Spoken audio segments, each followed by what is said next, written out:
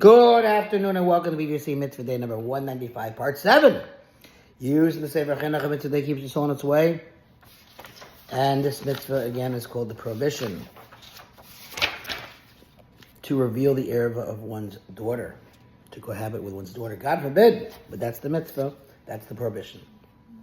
Having explained that the prohibition of a woman and her daughter refers specifically to a wife's daughter, Chinuch discusses the law pertaining to the daughter of a woman with whom a person lived in sin. That is why the sages of blessed memory stated in Yevamos that the biblical law is that if a person violated or seduced a woman, he would be permitted to marry her daughter, i.e., a daughter born to her from another man. However, the sages of blessed memory erected a fence, instituted a safeguard, and prohibited that matter, stating that one who cohabited sinfully with a woman is prohibited from marrying any of her 7 established ervah relatives, as long as the woman with whom he sinned is alive. The reason why the sages prohibited marrying any of her relatives is because the woman with whom he sinned will most likely come to visit her close relatives, and he may easily come to be in seclusion with her. And being that he is on familiar terms with her due to their previous relationship, we are concerned that he will come to sin by cohabiting with her now when she is an ervah to him.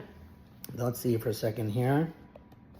Okay, let's go over the 7 relatives. The 7 relatives of a woman that become prohibited to a man who marries her. They are her mother, her mother's mother, her father's mother, her daughter, her son's daughter, her daughter's daughter, and her sister. Okay, let's do a little bit more.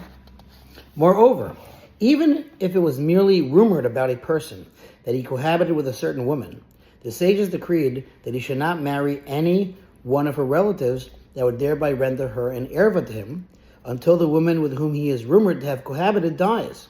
However, if one violated this rabbinic prohibition and married someone who was a close relative to the woman who sinned with him, and certainly if he married the relative of a woman who is rumored to have sinned with him, we do not require him to divorce her.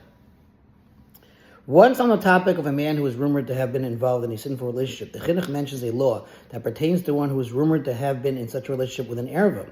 The sages of blessed memory further stated in this regard, see the Rambam, that anyone who is rumored to have been in a sinful relationship with a woman who is prohibited to him as an ervah, or who has had scandalous reports emerge about him regarding his relationship with her, may not reside on the same street as her, and may not even appear in that neighborhood in which she resides. The sages impose such restrictions only on the person who engaged in the illicit relationship, not on his relatives. However, if a person's father or son or brother violated a woman or seduced her, God forbid, he is permitted to marry her.